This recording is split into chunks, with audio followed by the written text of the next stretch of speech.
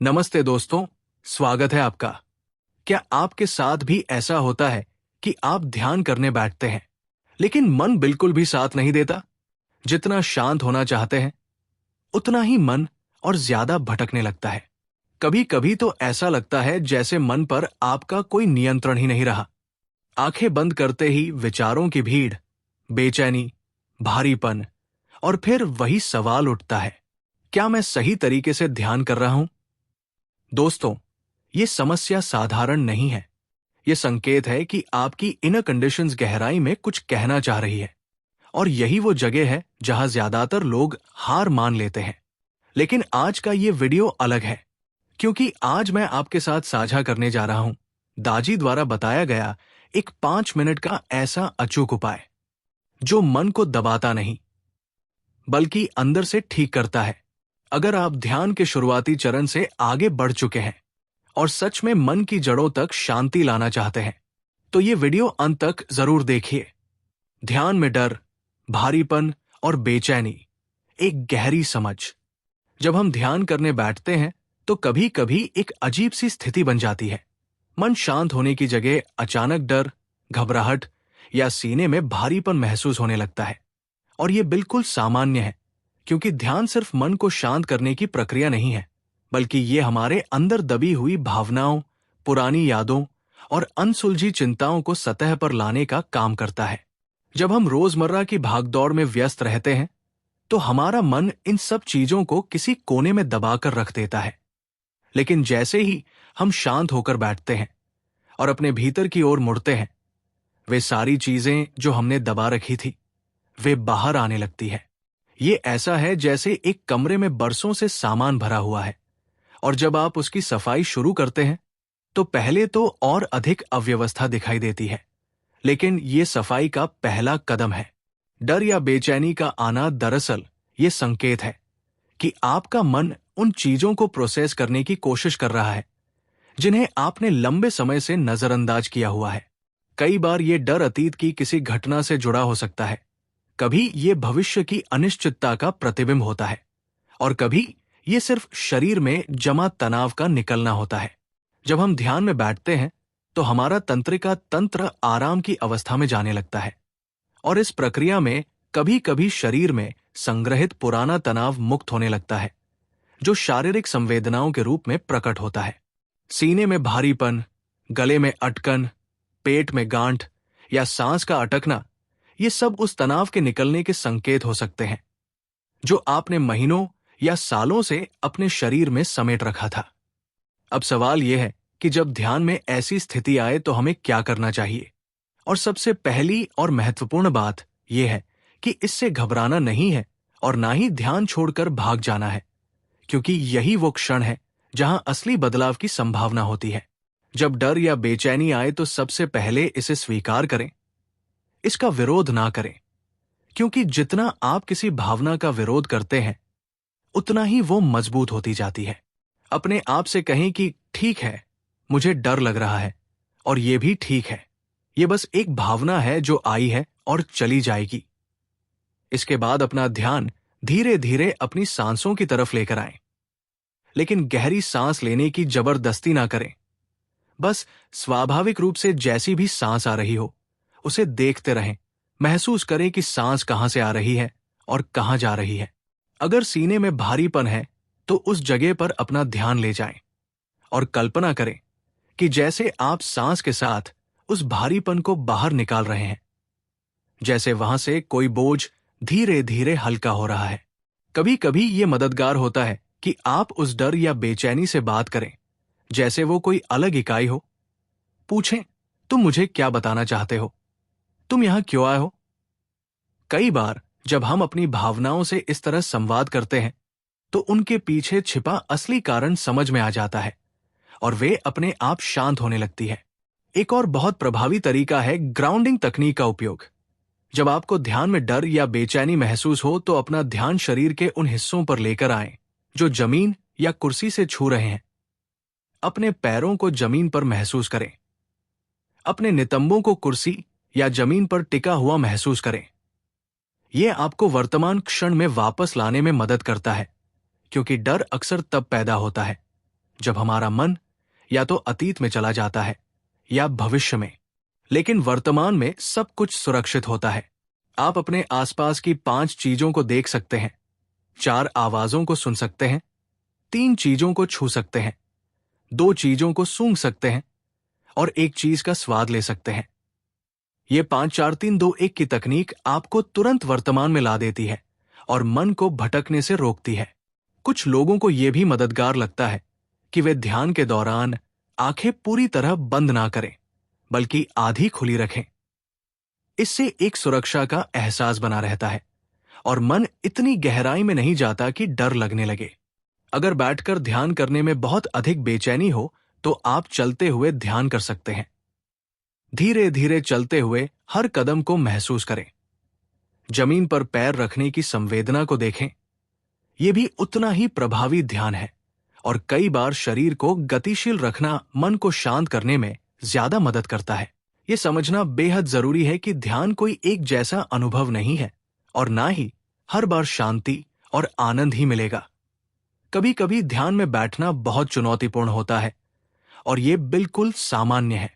जिस तरह जब हम व्यायाम शुरू करते हैं तो शुरुआत में शरीर में दर्द होता है, वैसे ही जब हम ध्यान शुरू करते हैं या गहरा जाते हैं तो मानसिक और भावनात्मक सफाई की प्रक्रिया में असुविधा होती है। लेकिन जो लोग इस असुविधा के बीच भी बने रहते हैं, वे धीरे धीरे पाते हैं कि उनकी भीतरी दुनिया साफ होने लगती है, पुरानी परतें उतरने लगती हैं और एक हल्कापन आने लगता है। यह भी संभव है कि कुछ समय तक ध्यान में ये भारीपन या बेचैनी बनी रहे, खासकर अगर आपके जीवन में कोई बड़ा तनाव या बदलाव चल रहा हो। तो ऐसे समय में खुद पर दबाव ना डालें कि आपको तुरंत शांत हो जाना चाहिए, बल्कि छोटे छोटे सत्रों से शुरुआत करें।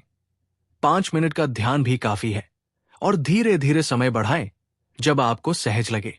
कई बार हमें ये गलतफहमी हो जाती है कि ध्यान का मतलब है मन को खाली करना, लेकिन असल में ध्यान का मतलब है जो भी मन में चल रहा हो उसे बिना निर्णय के देखना, चाहे वो विचार हो, भावनाएं हो या शारीरिक संवेदनाएं। सब कुछ आने दें और जाने दें, जैसे आकाश में बादल आते हैं और चले जाते हैं। कुछ विशेष तकनीकें हैं जो ध्यान में आने वाली बेचैनी को संभालने में बहुत मददगार साबित हुई हैं। उनमें से एक है करुणा ध्यान या मेटा ध्यान, जिसमें आप अपने लिए और दूसरों के लिए शुभकामनाएं भेजते हैं, जैसे मैं सुरक्षित रहूं, मैं खुश रहूं, मैं स्वस्थ रहूं, मैं शांति से रहूं। इस तरह के वाक्यों को मन में दोहराना एक सुरक्षा कवच की तरह काम करता है और मन को सकारात्मक दिशा देता है। एक और तकनीक है बॉडी स्कैन, जिसमें आप अपने शरीर के हर हिस्से को धीरे धीरे ध्यान से देखते हैं। पैर की उंगलियों से शुरू करके सिर तक जाते हैं और हर जगह जहां तनाव महसूस हो वहां सांस भेजते हैं और उसे छोड़ते हैं। यह तकनीक शरीर और मन के बीच संवाद बनाती है और शरीर में जमा तनाव को मुक्त करने में मदद करती है। कुछ लोगों को गाइडेड मेडिटेशन यानी निर्देशित ध्यान ज्यादा आरामदायक लगता है, खासकर शुरुआत में, क्योंकि किसी की आवाज उन्हें ध्यान में मार्गदर्शन देती रहती है और वे अकेलेपन या खालीपन से घबराते नहीं हैं। संगीत या मंत्रों का उपयोग भी बहुत प्रभावी होता है। कोई शांत संगीत या ओम जैसे मंत्र का जाप मन को एक आधार देता है जिस पर वो टिका रह सकता है और भटकता नहीं। ये भी देखना जरूरी है कि आप किस समय और किस वातावरण में ध्यान कर रहे हैं। अगर आप बहुत थके हुए हैं या बहुत अधिक तनाव में हैं, तो गहरा ध्यान आपको असहज कर सकता है। ऐसे समय में हल्के ध्यान या सिर्फ सचेत रूप से सांस लेना भी काफी है। सुनिश्चित करें कि जिस जगह आप ध्यान कर रहे हैं वो साफ सुथरी, शांत और सुरक्षित महसूस हो। एक छोटी सी जगह को अपने ध्यान के लिए विशेष बना लें, जहां आपको अच्छी ऊर्जा महसूस हो। कभी कभी डर या बेचैनी शारीरिक कारणों से भी हो सकती है, जैसे कम ब्लड शुगर, डिहाइड्रेशन या किसी विटामिन की कमी। इसलिए अपने स्वास्थ्य का भी ध्यान रखें। संतुलित भोजन करें, पर्याप्त पानी पिए और अच्छी नींद लें, क्योंकि शरीर और मन एक दूसरे से जुड़े हैं। अगर ध्यान में आने वाली बेचैनी बहुत ज्यादा हो या लंबे समय तक बनी रहे, तो किसी अनुभवी ध्यान शिक्षक या मनोचिकित्सक से बात करना फायदेमंद हो सकता है। कभी कभी हमें बाहरी मार्गदर्शन की जरूरत होती है, और इसमें कोई कमजोरी नहीं है, बल्कि ये अपनी देखभाल का हिस्सा है। अंत में ये याद रखना जरूरी है कि ध्यान एक यात्रा है, ना कि मंजिल, और इस यात्रा में उतार चढ़ाव आना स्वाभाविक है। कुछ दिन ध्यान बहुत गहरा और शांतिपूर्ण होगा, तो कुछ दिन चुनौतीपूर्ण, लेकिन हर अनुभव आपको कुछ ना कुछ सिखा रहा है। जब आपको ध्यान में डर या बेचैनी आए, तो इसे अपनी कमजोरी ना समझें, बल्कि इसे एक अवसर समझें अपने भीतर गहरे जाने का, उन हिस्सों को देखने और मुक्त करने का जिन्हें आपने लंबे समय से छिपा रखा है।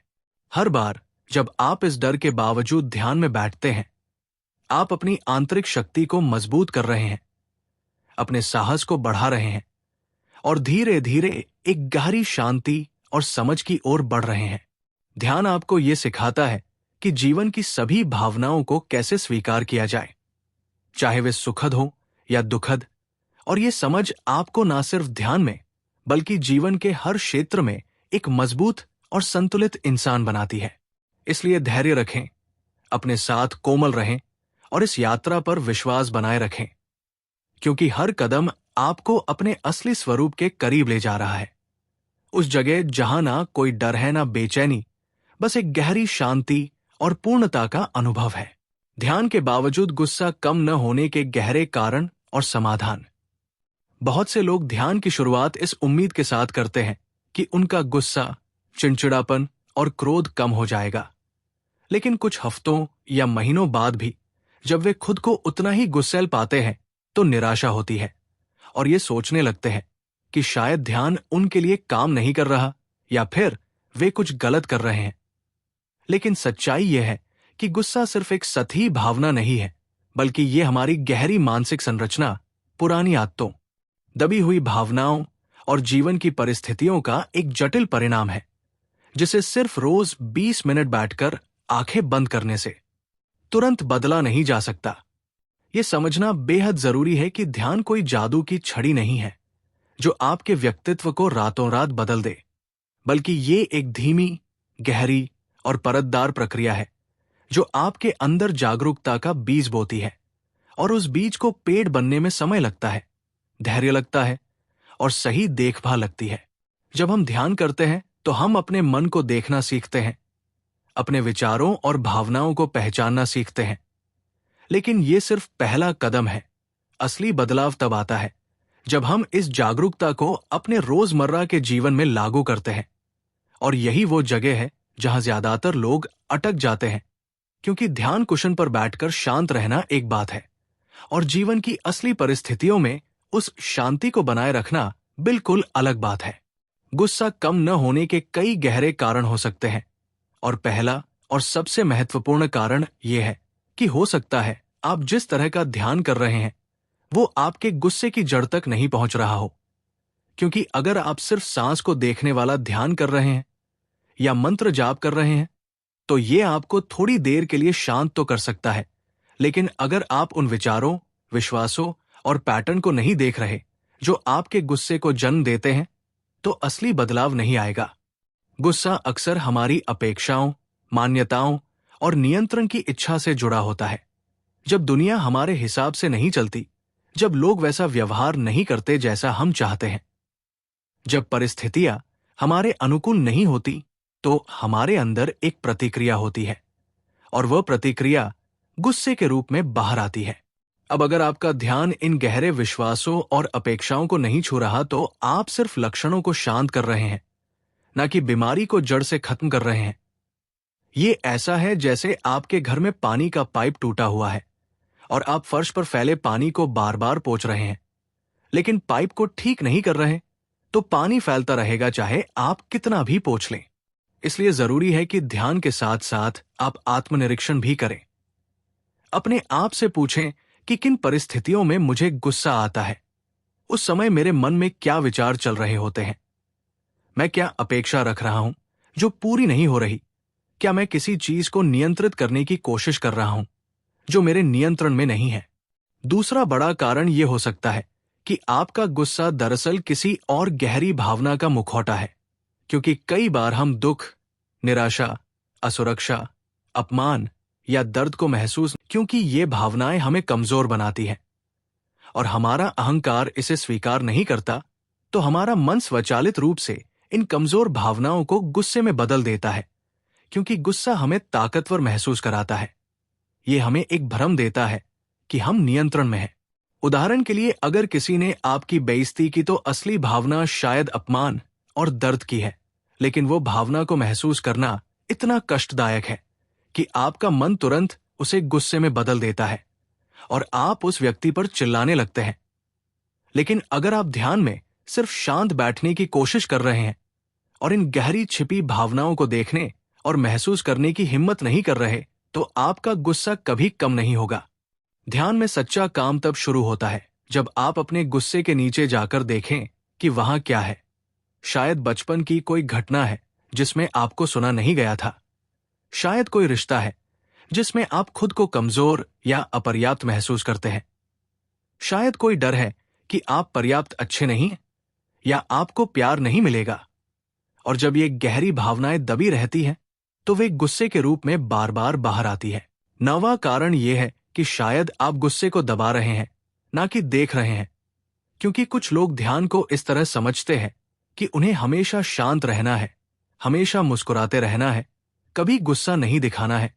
और ये सोच बहुत खतरनाक है, क्योंकि जब आप गुस्से को दबाते हैं तो वो अंदर ही अंदर जमा होता रहता है और फिर किसी दिन किसी छोटी सी बात पर विस्फोट की तरह बाहर आता है, या फिर शारीरिक बीमारियों के रूप में प्रकट होता है, जैसे सिरदर्द, पेट की समस्या, उच्च रक्तचाप। ध्यान आपको गुस्से को दबाना नहीं सिखाता, बल्कि गुस्से को देखना सिखाता है, उसे स्वीकार करना सिखाता है, उससे स्वस्थ तरीके से निपटना सिखाता है। जब गुस्सा आए तो पहले उसे महसूस करें। देखें कि ये शरीर में कहाँ है, सीने में है, पेट में है, गले में है। फिर कुछ गहरी सांसें लें और खुद से पूछें कि ये गुस्सा मुझे क्या बताना चाहता है। क्या ये किसी सीमा के उल्लंघन का संकेत है? क्या ये किसी जरूरत के पूरे न होने का संकेत है? और फिर उस जरूरत को स्वस्थ तरीके से व्यक्त करें। गुस्से को दबाने और गुस्से को स्वस्थ तरीके से व्यक्त करने में बहुत फर्क है। आप शांत लेकिन स्पष्ट तरीके से अपनी बात रख सकते हैं, अपनी सीमाएं बता सकते हैं, बिना चिल्लाएं और बिना आक्रामक हुए। 10वां और शायद सबसे महत्वपूर्ण कारण यह है कि आप अपने गुस्से के साथ पहचान बना चुके हैं। यानी आप सोचते हैं कि मैं एक गुस्सैल इंसान हूं और यह आपकी पहचान का हिस्सा बन गया है।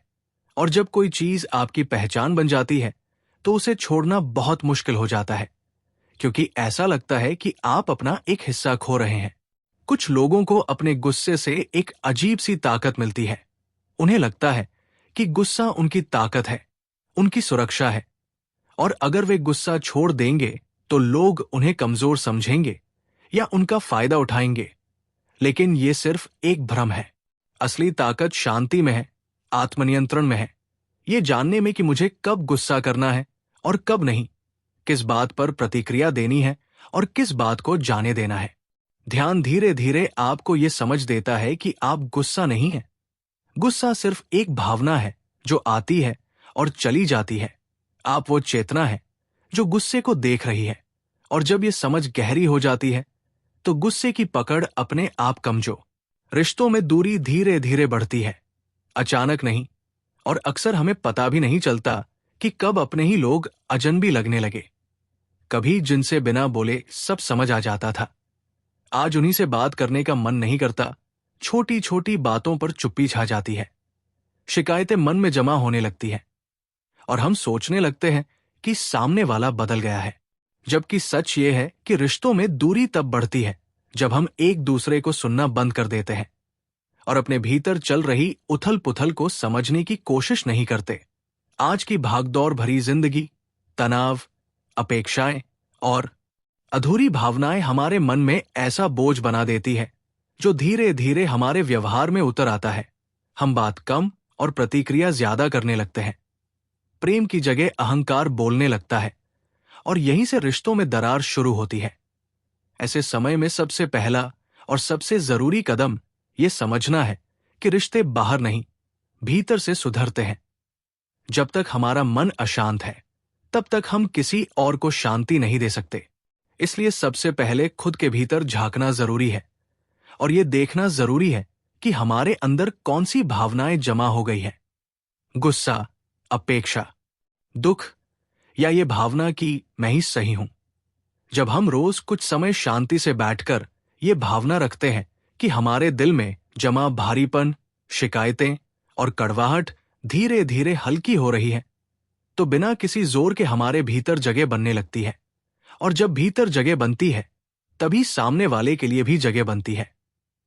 रिश्तों में दूरी कम करने का अर्थ ये नहीं कि हर बार आप ही झुक जाएं, बल्कि इसका अर्थ है सामने वाले को अपने दिल में स्थान देना, उसे बदलने की कोशिश छोड़ देना और खुद को साफ करना। क्योंकि जैसे ही हमारा मन हल्का होता है, हमारी भाषा, हमारा स्वर और हमारी आंखों की ऊर्जा बदलने लगती है और यही बदलाव बिना बोले सामने वाले तक पहुंचता है। घर का माहौल भी शब्दों से नहीं, हमारी अंदरूनी अवस्था से बदलता है। जब हम भीतर से शांत होते हैं तो घर में भी अनजाने में शांति फैलने लगती है, झगड़े कम होते हैं, संवाद अपने आप शुरू हो जाता है और रिश्तों में फिर से गर्माहट आने लगती है। याद रखिए, प्रेम को साबित नहीं किया जाता, उसे जिया जाता है। और जब हम रोज थोड़ा सा धैर्य, थोड़ा सा समझ और थोड़ा सा आत्म परिवर्तन अपनाते हैं तो वही रिश्ते जो टूटते हुए लगते थे धीरे धीरे फिर से जुड़ने लगते हैं। क्योंकि सच्चा बदलाव बाहर की लड़ाई जीतने से नहीं, बल्कि भीतर की सफाई से आता है। मन बार बार पुराने दर्द में क्यों अटक जाता है? भीतर जमी यादों को समझने और मुक्त होने का सरल मार्ग। मन बार बार पुराने दर्द में इसलिए अटक जाता है क्योंकि वो दर्द सिर्फ एक याद नहीं होता, वो एक अधूरी भावना होती है जो कभी पूरी तरह महसूस नहीं हो पाई, कभी समझी नहीं गई और नहीं ठीक से छोड़ी गई। जब हमारे जीवन में कोई अपमान, धोखा, अस्वीकार या गहरा दुख होता है तो उस समय हम मजबूत दिखने की कोशिश करते हैं, रोने या बोलने से खुद को रोक लेते हैं और वही भावना हमारे भीतर दबकर रह जाती है। बाहर से समय आगे बढ़ जाता है लेकिन भीतर वो क्षण वही रुक जाता है और जैसे ही जीवन में कोई मिलती जुलती स्थिति आती है, वही पुराना दर्द फिर से जाग जाता है। मन उसे खतरे की तरह पहचानता है और हमें बार बार उसी कहानी में ले जाता है। ये मन की कमजोरी नहीं है, बल्कि उसकी सुरक्षा की कोशिश है। वो चाहता है कि भविष्य में वही चोट दोबारा न लगे, इसलिए वो पुराने अनुभव को पकड़कर बैठ जाता है।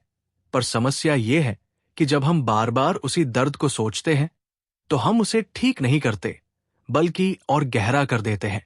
धीरे धीरे ये दर्द हमारे स्वभाव का हिस्सा बन जाता है।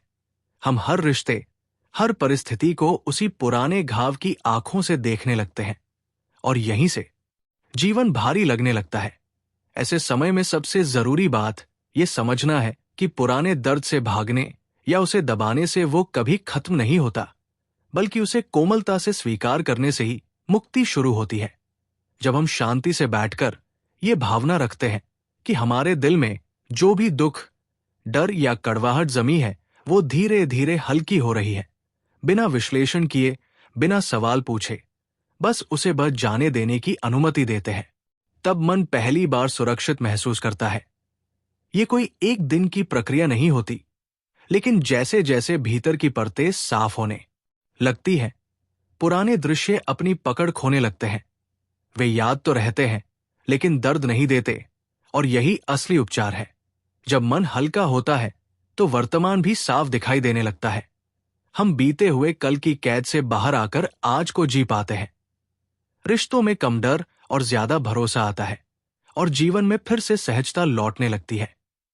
याद रखिए, पुराने दर्द को मिटाया नहीं जाता, उसे समझकर, स्वीकार कर और धीरे धीरे छोड़ दिया जाता है। और यही वो रास्ता है जहां से मन की वास्तविक शांति शुरू होती है। घर का माहौल अचानक भारी क्यों हो जाता है? बिना बोले फैलने वाली भावनाओं का गहरा सच। कई बार ऐसा होता है कि घर में सब कुछ ठीक चल रहा होता है, कोई झगड़ा नहीं, कोई ऊंची आवाज नहीं, फिर भी अचानक मन भारी होने लगता है। कमरे में बैठते ही बेचैनी महसूस होती है, बात करने का मन नहीं करता और लगता है जैसे घर की हवा बदल गई हो। हम अक्सर सोचते हैं कि शायद थकान है या मौसम का असर है, लेकिन सच्चाई ये है कि घर का माहौल सिर्फ शब्दों से नहीं, बल्कि हमारी अंदरूनी भावनाओं से बनता है, जो हम बोलते नहीं, लेकिन जीते जरूर हैं। जब परिवार के किसी सदस्य के मन में तनाव, चिंता, दबा हुआ गुस्सा, डर या उदासी होती है और वह उसे व्यक्त नहीं कर पाता, तो वही भावना धीरे धीरे घर के वातावरण में फैलने लगती है, जैसे खुशबू या धुआं बिना दिखाई दिए पूरे कमरे में भर जाता है। घर में रहने वाले लोग एक दूसरे से भावनात्मक रूप से जुड़े होते हैं, इसलिए किसी एक का अशांत मन पूरे घर को प्रभावित कर देता है और तभी बिना किसी स्पष्ट कारण के घर भारी लगने लगता है। अक्सर हम गलती ये करते हैं कि ऐसे समय में किसी को दोष देने लगते हैं या माहौल बदलने के लिए ज्यादा बोलने, समझाने या टोकने लगते हैं, जिससे स्थिति और बिगड़ जाती है, क्योंकि भारीपन बाहर नहीं, भीतर जमा होता है।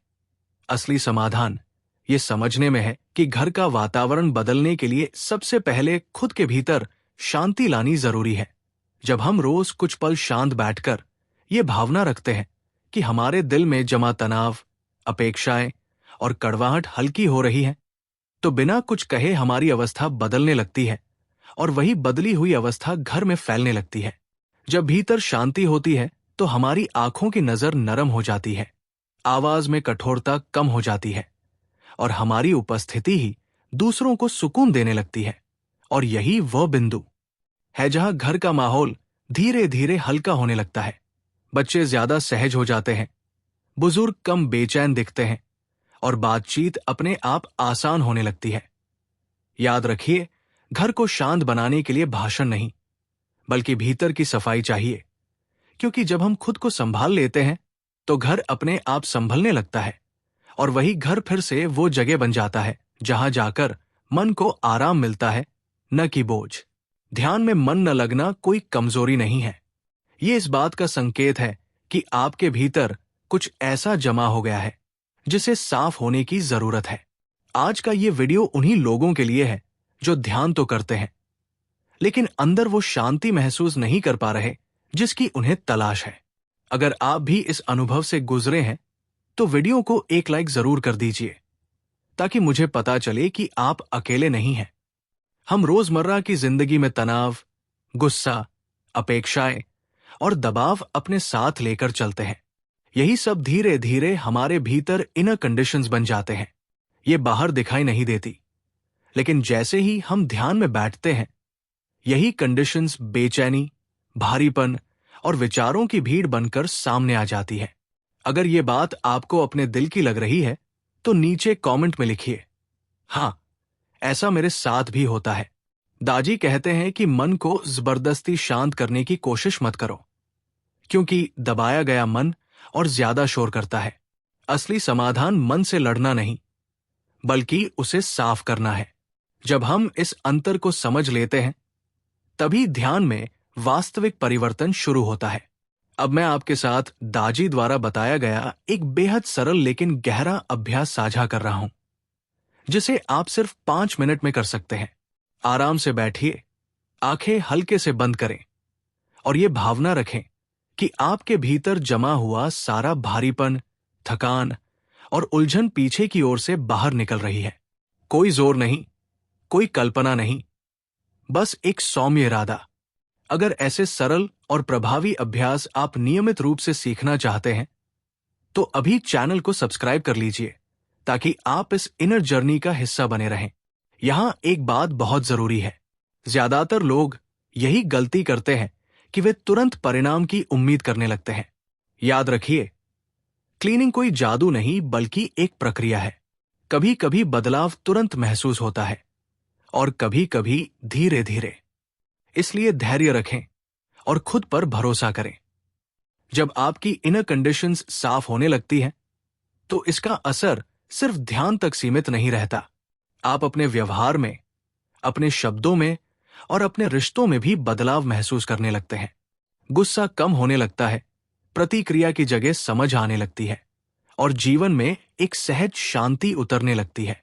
अगर आपको लगता है कि यह संदेश किसी और के जीवन में भी शांति ला सकता है, तो इस वीडियो को शेयर जरूर करें। दोस्तों, ध्यान का अर्थ मन से लड़ना नहीं है। ध्यान का अर्थ है खुद के साथ मित्रता करना। अगर ये वीडियो आपको अंदर से छू गया हो तो लाइक, सब्सक्राइब और कमेंट जरूर करें। नीचे कमेंट में बताइए कि ध्यान में आपको सबसे बड़ी चुनौती क्या लगती है, ताकि हम उस पर अगला वीडियो बना सकें।